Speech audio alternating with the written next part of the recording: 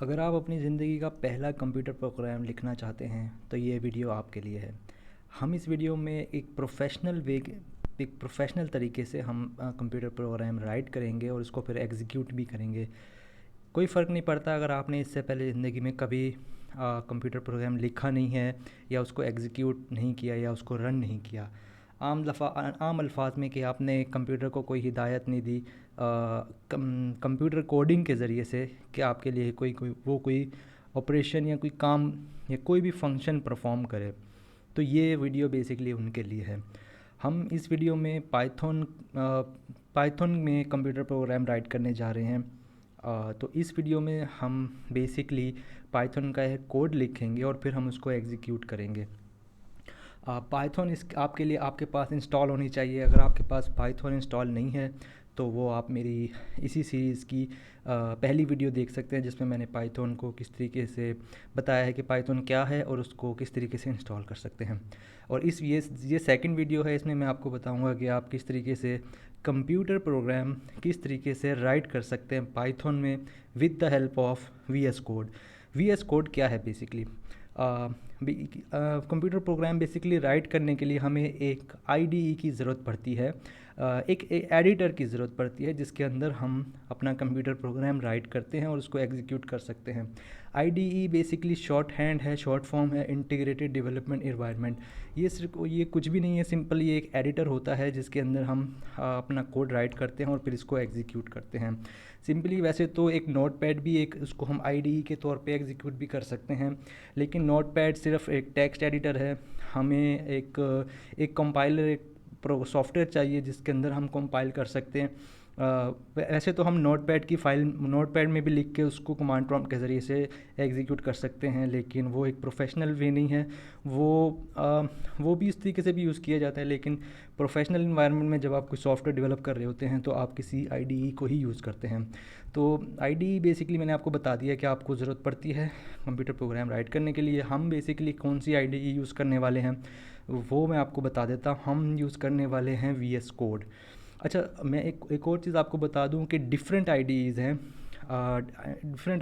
Basically, जैसे कि पाईचार्म है, वी एस कोड है जैसे कि मैंने आपको बताया जो कि हम यूज़ करने वाले हैं, सबलाइम टेक्स्ट है, एटम है, जुपिटर है, स्पाइडर है और इसी तरीके और कोड ब्लॉक है और बहुत सारे हैं। कोई भी कंप्यूटर लैंग्वेज के लिए हमें एक आईडी की ज़रूरत पड़ती है ताकि हम उसको एग्जीक्यूट कर सकें। हम वी एस कोड यूज़ करने जा रहे हैं। इस वीडियो में मैं आपको वी एस कोड एक इंस्टॉल करके भी दिखाऊंगा और फिर उसको हम किस तरीके से एज यूज़ कर सकते हैं अपना कंप्यूटर प्रोग्राम को राइट करने के बाद, वो भी मैं आपको दिखाऊंगा। तो आपने वी एस कोड सबसे पहले इंस्टॉल करना है। वी एस कोड इंस्टॉल करने के लिए आपको गूगल पे सिर्फ लिखना है वी एस कोड डाउनलोड। जो भी पहला ऑप्शन आएगा आपने उसको ओपन कर लेना है। पहला लिंक आएगा V S code, visual studio code है बेसिकली ये। जैसे कि लिंक मैंने ओपन कर लिया है। अब यहाँ पे मैं विंडोज़ क्योंकि मैं यूज़ कर रहा हूँ जो कि एक ईजी ऑपरेटिंग सिस्टम है फॉर बिगिनर्स, तो इस यहाँ से मैं इसको इंस्टॉल कर लेता हूँ। 64 बिट मैं इंस्टॉल कर लेता क्योंकि मेरी 64 बिट है। तो इसको आपने बेसिकली इंस्टॉल कर लेना है। ये मेरा इंस्टॉलेशन स्टार्ट हो गई है।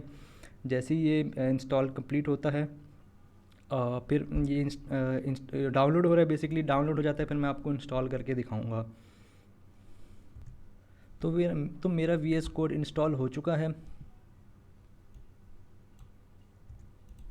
तो मेरा वी एस कोड इंस्टॉल हो चुका है। ये जो लिंक है इस पर अब मैं क्लिक करूँगा।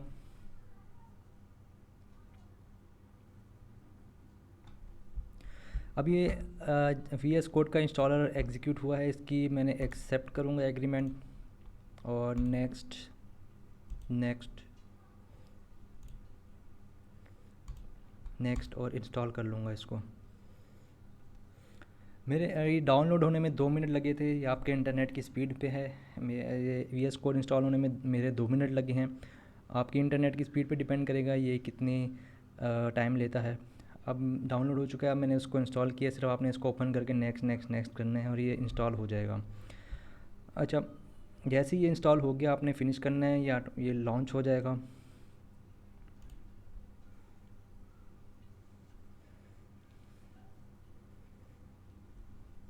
ये हमारा ओपन हो चुका है।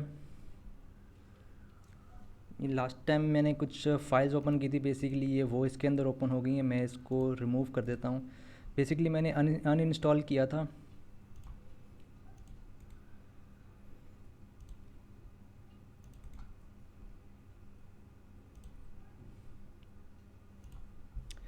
मैं क्या करता हूँ, अब यहाँ से आगे मैं आपको दिखाऊंगा कि हमने किस तरीके से एक फ़ोल्डर के अंदर हमने वी एस कोड को ओपन करना है और वहीं से हम अपनी फ़ाइल स्टोर करके वहीं से एग्जीक्यूट करेंगे।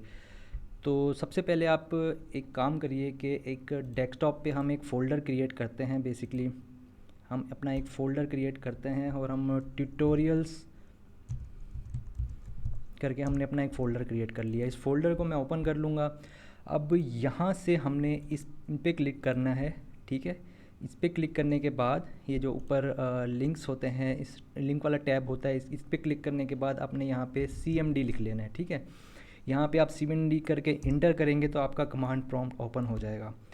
कमांड प्रॉम्प्ट ओपन होने के बाद अब बेसिकली मैं क्या करना चाह रहा हूँ, मैं यहाँ पे इसी फोल्डर को डायरेक्टली ओपन कराना चाह रहा हूँ कोड के अंदर, VS कोड के अंदर। तो क्योंकि और यहीं से हम क्योंकि हम अपनी तो हमारा आपने जब अपना कमांड प्रॉम्प्ट ओपन कर लेना है उस फोल्डर के अंदर जो कि हमने डेस्कटॉप पे एक ट्यूटोरियल्स का फोल्डर क्रिएट किया था हमने, फिर यहाँ पे CMD लिख के करके कमांड प्रॉम्प्ट ओपन कर लिया है। अब कमांड प्रॉम्प्ट में बेसिकली हमें इसी फोल्डर के अंदर हमने अपना VS कोड ओपन करना है। तो वो हम किस तरीके से करेंगे, हम यहाँ पे एक कमांड देंगे कोड CODE स्पेस और डॉट, ठीक है। हम कमांड प्रॉम्प्ट में कोड स्पेस डॉट लिखेंगे। ये जब मैं एंटर करूँगा तो यही फोल्डर हमारा ओपन हो जाएगा VS कोड के अंदर। जैसे कि पहले अभी इस थोड़ी देर पहले मैंने इसको इंस्टॉल किया था। बेसिकली मैंने अनइंस्टॉल करके फिर दोबारा इंस्टॉल किया था ताकि ये ट्यूटोरियल मैं आपको बना के दिखा सकूं कि कैसे यूज़ करते हैं VS कोड। तो अब ये मैंने रीन्यू इंस्टॉल किया है इसको। हाँ, तो आप देख सकते हैं कि मैंने उसी फ़ोल्डर के अंदर कमांड प्रॉम्प्ट ओपन करके कोड स्पेस डॉट लिखा, तो वही फ़ोल्डर मेरा ये ओपन हो गया है, ट्यूटोरियल्स का फ़ोल्डर है, ठीक है। अब मैं यहाँ पे बेसिकली एक न्यू फाइल क्रिएट करूँगा जो कि जिसके अंदर हमें अपना पाइथन की स्क्रिप्ट राइट करने वाला हूँ, ठीक है। अब मैं इसको नाम दे देता हूँ बेसिकली मेन डॉट पाई। ये पाई जो है ना, एक्सटेंशन डॉट पाई, ये बेसिकली पाइथन की फ़ाइल को रिप्रेजेंट करता है। पाइथन का कोड जो भी होगा वो डॉट पाई की एक्सटेंशन से होता है। पाइथन जो कि एक लैंग्वेज है, कंप्यूटर लैंग्वेज है, मैंने आपको पिछले ट्यूटोरियल में भी बताया था, इसकी एक्सटेंशन होती है डॉट पाई। तो ये डॉट पाई करके हमने एक फ़ाइल क्रिएट कर ली, मेन इस फाइल का नाम है, और डॉट पाई एक्सटेंशन दे दी, तो इसका मतलब है ये पाइथन की फ़ाइल है। अब हम जब फाइल क्रिएट हो गई तो अब हम इसके अंदर जो भी कोड राइट करेंगे बेसिकली वो पाइथन का कोड कंसीडर होगा। अब पाइथन, अब यहाँ से हमारा कोड स्टार्ट होता है, एक्चुअल कंप्यूटर प्रोग्राम स्टार्ट होता है। आप अपनी ज़िंदगी का पहला जो कंप्यूटर प्रोग्राम राइट करेंगे वो बेसिकली यहीं पर ही राइट करेंगे। अच्छा, अब पाइथन का कोड जो हम राइट करेंगे, सबसे पहले तो मैं आपको सबसे पहले मैं इसका थोड़ा इंटरफेस बता देता हूँ आपको। VS कोड का इंटरफेस बेसिकली ये इसका एक्सप्लोरर है जहाँ से आप फाइल्स शो कर सकते हैं, और हमें जो फाइल एग्जीक्यूट करनी है बेसिकली हमें कमांड प्रॉम्प्ट को इस VS कोड के अंदर ही लेकर आना है। जैसे कि ये कमांड प्रॉम्प्ट सेपरेटली है, इसको हमें क्योंकि इसका एक टर्मिनल ऑप्शन भी होता है VS कोड में, तो हमें कमांड प्रॉम्प्ट को इसके अंदर लेकर आना है। तो यहाँ से आप देख सकते हैं टर्मिनल है, ये आप टर्मिनल पे क्लिक करेंगे और न्यू टर्मिनल पे क्लिक कर देंगे तो यहाँ से टर्मिनल ओपन हो जाएगा आपका। या इसका शॉर्ट हैंड भी है, शॉर्टकट भी है, वो ये है कि आप कंट्रोल और टिल्डे प्रेस करेंगे, कंट्रोल दबा के टिल्डे प्रेस करेंगे। टिल्डे क्या है, टिल्डे एस्केप के नीचे वाला बटन जो होता है ना, बिल्कुल एस्केप के नीचे वाला बटन दबाएंगे तो ये आपका टर्मिनल ओपन हो जाएगा। ये शॉर्ट हैंड है बेसिकली। तो आपने, या फिर तो आप डायरेक्ट टर्मिनल में न्यू टर्मिनल जाके भी ओपन कर सकते हैं। तो इस तरीके से आपका कमांड प्रॉम्प्ट यहीं पर ही ओपन हो गया है। अब यहाँ से सबसे पहले तो आप चेक करेंगे कि आपका पाइथन इंस्टॉल है कि नहीं। जैसे कि मैंने आपको पिछली उसमें ही बताया था कि पाइथन का वर्जन कैसे चेक करते हैं, तो आप यहाँ से चेक कर लीजिए। ये आपको बता देगा कि पाइथन आपके पास इंस्टॉल है। अगर तो आपका यहाँ तक है, शो हो रहा है, तो इसका मतलब है आप पाइथन की स्क्रिप्ट यहाँ पर एग्जीक्यूट कर सकते हैं। इसको मैं क्लियर कर देता हूँ। क्लियर करने के लिए CLS इंटर करेंगे तो ये स्क्रीन क्लियर हो जाएगी इसकी। अच्छा, अब यहाँ से आप अपनी ज़िंदगी का पहला कंप्यूटर प्रोग्राम राइट करने जा रहे हैं। अच्छा, सबसे पहले तो मैं कोई स्टेटमेंट को प्रिंट करवाना चाहता हूँ बेसिकली कमांड प्रॉम्प्ट में। तो पाइथन की स्क्रिप्ट, पाइथन का जो कोड है वो किस तरीके से हम प्रिंट कर सकते हैं। सिंपली कोड है पाइथन, इसलिए ईजी टू अंडरस्टैंड। समझी जाती है क्योंकि इसका कोड बहुत आसान है। इसकी कमांड है सिर्फ प्रिंट। आपने प्रिंट लिखना है, प्रिंट लगा के प्रिंट के बाद आपने पेरेंथेसिस लगाना है, ये जो ब्रैकेट है ये ब्रैकेट को ओपन और क्लोज़ करना है आपने, और इसके अंदर आप जो कमांड लिखेंगे वो एग्जीक्यूट हो जाएगी, वो एग्जीक्यूट होगी बेसिकली। तो आपने प्रिंट लिखना है, ये कोई भी प्रिंट करवाना हो आपने तो आप प्रिंट की कमांड लगाते हैं पाइथन के अंदर। तो हम क्योंकि प्रोग्राम बना रहे हैं कि कुछ भी हमारी इंस्ट्रक्शन जो है वो स्क्रीन पर शो हो, स्क्रीन पे मतलब कि कमांड प्रॉम्प्ट में शो हो, तो हमने सिंपली प्रिंट लिखना है, पेरेंथेसिस ओपन करने हैं और कोट्स लगाने हैं, कोट्स ये जो डबल कोट्स हैं ये लगाने हैं, और यहाँ पे हम जो भी लिखेंगे, जैसे कि मैं आपको लिखता हूँ welcome to the data of universe, ठीक है, ये मैंने लिख दिया। अब ये चीज़ जो है ना मैंने प्रिंट करवाना है। अब ये मैंने कंट्रोल एस करके सेव किया इस फाइल को। अब इसको मैंने एग्जीक्यूट करना है बेसिकली। अब मैं इसको एग्जीक्यूट करने के लिए क्या कर सकता हूँ कि आप यहाँ से इसको भी क्लिक कर सकते हैं, इसको क्लिक करेंगे तो भी ये एग्जीक्यूट हो गया, जैसे कि ये देखिए welcome to the data of universe.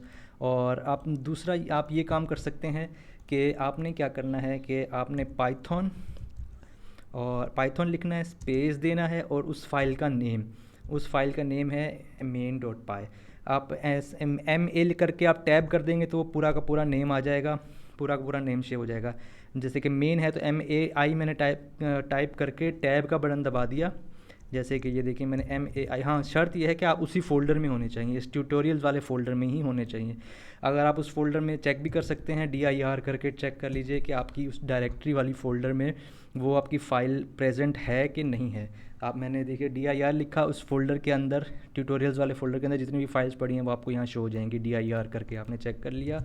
मैं इसको क्लियर कर देता हूँ। अब मैं लिखूँगा पाइथन, मैं इसको एग्जीक्यूट करने जा रहा हूँ, पाइथन स्पेस MAI टैब दबा दिया, ये आ गया पूरा नेम। अब मैं इसको इंटर करूँगा तो ये पूरी वो फाइल एग्जीक्यूट होगी और इसने बता दिया welcome to the data of universe. तो कॉन्ग्रेचुलेशंस, आपने यहाँ तक पाइथन का कोड जो है ना उसको एग्जीक्यूट कर लिया है। अगर ये आपकी ज़िंदगी का पहला कंप्यूटर प्रोग्राम है तो बहुत बहुत मुबारक हो, आपने पहला कंप्यूटर प्रोग्राम राइट कर लिया है। तो यहाँ तक तो सिर्फ ये एक सिंपल चीज़ थी जो प्रिंट करवाई है।